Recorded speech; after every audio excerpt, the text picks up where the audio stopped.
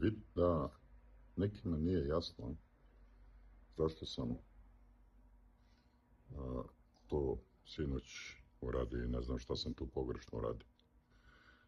Bio bi licemeran da sam nešto drugo rekao, a ja sam izjavio porodici Saše Popovića saučešće i rekao da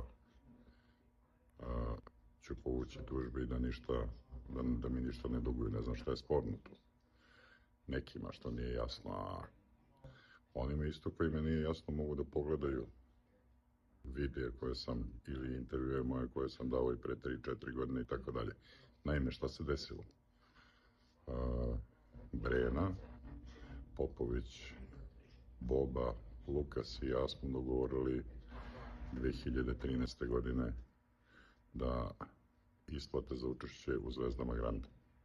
Moj honorar. Lukas im je to alalio. Svi smo pružili ruke i svo troje su prevarili. Znači i Brena, i Popović, i Boba. Tako da tu nema laži, nema prevare.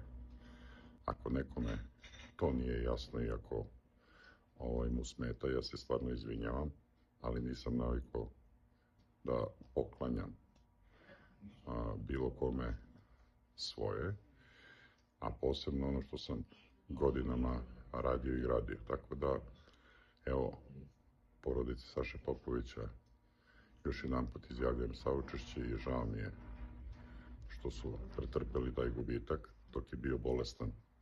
Ja nisam pričao o njemu, nisam ga pomenuo nigde, a Brenu i Bobu pozivam da izmire dugovanja koja imaju prema meni.